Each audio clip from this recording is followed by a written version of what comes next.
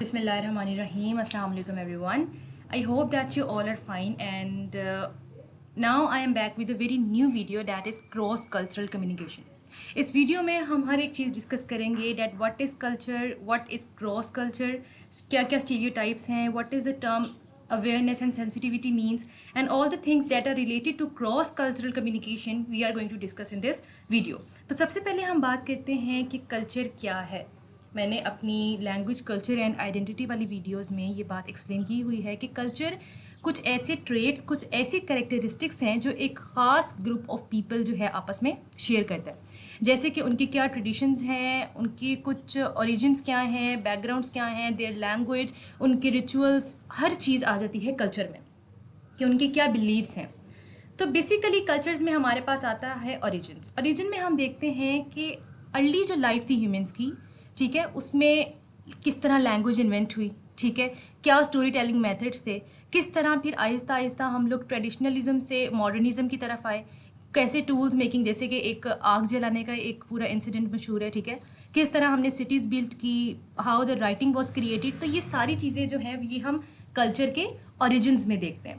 So basically culture एक ऐसा तरीका है जिससे हम अपनी दुनिया को अंडरस्टैंड करते हैं कि हम जिस एरिया में रह रहे हैं व्हाट इज़ इट. क्यों? क्योंकि हम जिस कल्चर में रहते हैं, जिस ग्रुप में रहते हैं, हम उसमें हर एक चीज़ डिस्कस करते हैं. क्या हमारी सिविलाइजेशन है, हम उसमें क्या क्या जो करेक्टरिस्टिक्स हैं वो आपस में शेयर कर रहे हैं.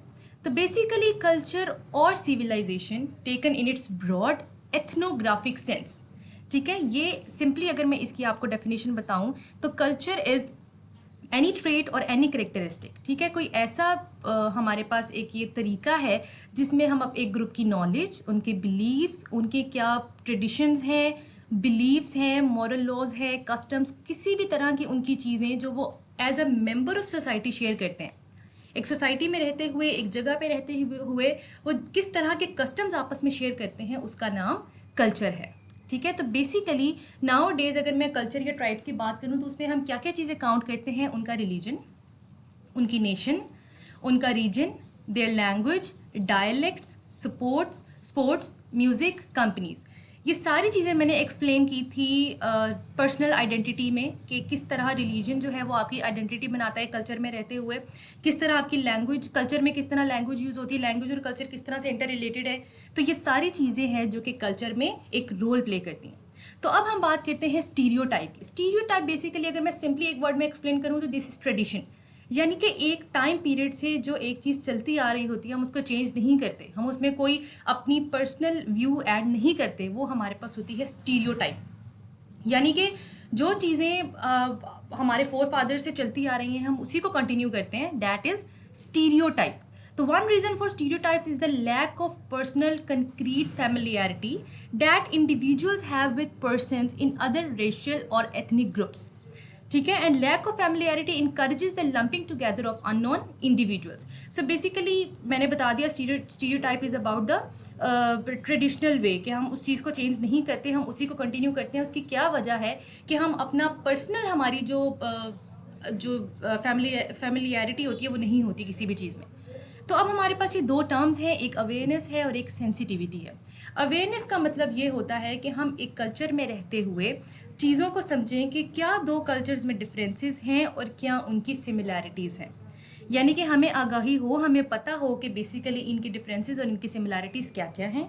जबकि सेंसिटिविटी का ये मतलब होता है कि हमारे अंदर इतनी कुव्वत हो, हम इस काबिल हों कि हम समझ सकें कि what is respect, what is toleration, किस तरह के कल्चरल डिफरेंसेस हैं जो कि हमने देखने और हमने उनको एक्सेप्ट भी करना है. तो ये कुछ इंट्रोडक्शन था about the culture and cross culture communication. अब हम मेन वीडियो की तरफ आते हैं कि बेसिकली क्रॉस कल्चरल कम्युनिकेशन है क्या.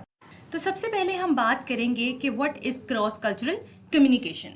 मैं अगर आपको सिंपल वर्डिंग में इसको एक्सप्लेन करूं तो क्रॉस कल्चर का मतलब है कि किसी दो कल्चर्स या उनसे ज़्यादा कल्चर्स को हम आपस में कंपेयर और कंट्रास्ट करेंगे. यानी कि उन दो कल्चर्स में आपस में क्या क्या डिफरेंसेस हैं, किस बिना पर हमने उनको दो अलग अलग कल्चर्स कहा है. जब हम क्रॉस कल्चरल कम्युनिकेशन को समझते हैं यानी कि हम दो कल्चर्स में किस तरह कम्युनिकेट कर सकते हैं, ठीक है. जब हम देखेंगे कि उन दो कल्चर्स के लोगों में क्या क्या चीज़ें कॉमन हैं, उनकी क्या क्या डिफरेंसेस हैं, उनके एज ग्रुप किस तरह से हैं, उनके जेंडर की जो एसोसिएशंस हैं, परसेप्शंस हैं किस तरह की हैं, उनके कल्चर्स, लैंग्वेज, रिलीजन, जब हम इन चीज़ों को देखेंगे तो हमारा आपस में कम्युनिकेट करना आसान होगा। तो क्रॉस कल्चरल कम्युनिकेशन का ये मतलब है कि हम देखते हैं कि हम किस तरह डिफरेंट कल्चर्स के लोगों के साथ डील कर सकते हैं। इससे फ़ायदा क्या होगा कि जो मिसअंडरस्टैंडिंग्स होती हैं, बेशक वो लिंग्विस्टिक यानी कि मिसअंडरस्टैंडिंग्स हो, वो रिलीजियस मिसअंडरस्टैंडिंग्स हो, उनको कम से कम किया जा सके ताकि हम आपस में अच्छे रिलेशनशिप्स बना सकें। कुछ डिफरेंसेस जहाँ पर आते हैं वो हैं age, gender, culture, language, religion, countries, values and their customs. तो अब हम बारी बारी देखते हैं कि what are the examples of differences. यानी कि ये तो बहुत सिंपल है कि अगर हम अपने ही इर्द गिर्द देखें तो there is a huge difference between Indian and Pakistani culture. Similarly there is a huge difference between the American and Indian culture. इसी तरह अमेरिकन और पाकिस्तानी कल्चर डिफरेंट है। तो देर आर मैनी डिफरेंसेस। तो हम इन डिफरेंसेस को ओवरकम करने के लिए क्रॉस कल्चरल कम्युनिकेशन यूज़ करते हैं। जैसे कि अगर मैं एग्जांपल दूँ, लैंग्वेज की मैं बात करूँ, जब हम अरेबिक लैंग्वेज को लिखते हैं या हम उर्दू लैंग्वेज को लिखते हैं तो वो हम राइट टू लेफ्ट लिखते हैं, उर्दू वाली साइड से लिखते हैं। जबकि बाकी जितनी भी लैंग्वेज हैं, वो अफ्रीकन है, इंग्लिश है, फ्रेंच है, वो सारी राइट साइड से लिखी जाती है, right to left, sorry left to right लिखी जाती है। तो ये एक डिफरेंस है लैंग्वेज का कि किस तरह अरेबिक कल्चर में, उर्दू कल्चर में और इंग्लिश कल्चर में रिटन लैंग्वेज का डिफरेंस है। ठीक है, फिर है कुछ एग्जांपल्स डिफरेंसेस। सिमिलरली अगर हम ग्रीटिंग्स की बात करें, आपस में मिलने की, आप लोगों ने नोट किया होगा इन टर्की वो लोग झुककर बुजुर्गों का हाथ चूमते हैं, ठीक है, जबकि इंडिया में हाथ जोड़कर सलाम किया जाता है। ठीक है, सिमिलरली इन पाकिस्तान या ऐसा कल्चर जो कि हमारा इस्लामिक कल्चर है, इट्स वेरी कॉमन कि जो मर्द हजरात हैं वो आपस में गले मिलकर एक दूसरे को सलाम करते हैं, ग्रीट करते हैं। तो दीज आर द एग्जांपल्स। हर कल्चर में ग्रीटिंग का तरीका अलग है। तो इन चीज़ों को समझने के लिए हम लोगों को ये क्रॉस कल्चरल कम्युनिकेशन की ज़रूरत पड़ती है। तो ये हर कल्चर में ये तरीका अलग है। अब हम जैसे अमेरिकन में हैंड शेक करने का तरीका है, ठीक है, तो there are some examples. Next हम बात करते हैं आई कांटेक्ट की। अब ऑस्ट्रेलिया में जब आप आई कांटेक्ट के थ्रू बात करते हो, वो कहते हैं कि you are honest, you are confident. जबकि वही आई कांटेक्ट अगर हम एशियन कंट्रीज में देखें तो वो ये समझते हैं कि ये बदतमीज़ी है कि एक दूसरे की आंखों में आंखें डाल के बात की जाए। Like you have to keep down your eyes while you are speaking, क्योंकि अगर आप आंखों में आंखें डाल के बात करेंगे तो वो ये समझेंगे कि यू आर नॉट रिस्पेक्टफुल। तो ये कुछ डिफरेंसेस हैं जिनका हमें ख्याल रखना पड़ता है। अब इसी तरह थम्स अप का साइन, जब हम अमेरिका में इस चीज़ को थम्स अप का साइन देखते हैं तो हमें ये पता लगता है कि ये कि आपने बहुत अच्छा काम किया, like something is good. Cheer up करने के लिए हम थम्स अप का साइन यूज़ करते हैं। जबकि अगर यही मैं एशियन या इस्लामिक कंट्रीज़ में बात करूँ तो इस साइन को रूट समझा जाता है। बहुत सी एसोसिएशंस हैं इस साइन के साथ कि you don't have to use this sign. Similarly hand raise करने का साइन है कि अगर आप हैंड रेज करते हो इन क्लासरूम या इन एशियन कंट्रीज़ तो ये इस चीज़ की इलामत है, इस चीज़ का साइन है कि you are wanting to say something, कि आप कुछ पूछना चाह रहे हो या कुछ कहना चाह रहे हो। जबकि इन अमेरिका और in England raising your hand means that you are stopping somebody, कि आप कहते हो बस यहीं रुक जाएं, स्टॉप इट।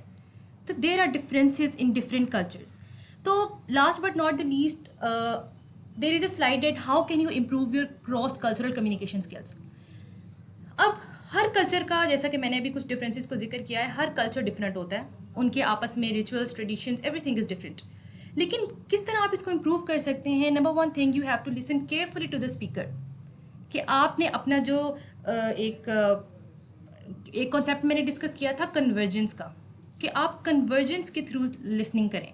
ठीक है, कि आप स्पीकर, अगर आप स्पीकर हैं तो आप ऑडियंस की तरफ अच्छी तरीके से जाएं, या तो आप सुन रहे हैं तो आप स्पीकर को गौर से सुनें। Secondly, ask polite questions to help you understand their message. अगर आपको समझ नहीं आ रही तो उनसे पोलाइट क्वेश्चंस कीजिए और कुछ आराम आराम से बोलें ताकि जो लिसनर है वो आपके मैसेज को समझ सके। And if you are not able to speak then write down your message. Be supportive, be encouraging, and if you are using some kind of humour then you must be careful. ठीक है, कि आपको ख्याल रखना है कि क्या पता जो चीज़ आपके कल्चर में एज अ ह्यूमर यूज़ होती है वो दूसरे कल्चर में मजाक ना हो। And avoid using slang. Why avoid using slangs? Because हर कल्चर में there are different slang. Slang तो वो होते हैं ना कि जहाँ हम कल्चर में रहते हुए अपने कुछ वर्ड्स बना लेते हैं, कुछ सेंटेंसेस बना लेते हैं, कुछ फ्रेजेस बना लेते हैं, जिसके थ्रू हम अपनी बड़ी बात को छोटे वर्ड्स में कन्वे कर देते हैं। तो हर किसी को वो स्लैंग्स का नहीं पता होता, so avoid using slangs in these types. So I have a question at the end, at what other tips can you think of that could help with cross cultural communication? So if you completely understood the video, then you can write the answer of this question in the comment box, and thank you so much.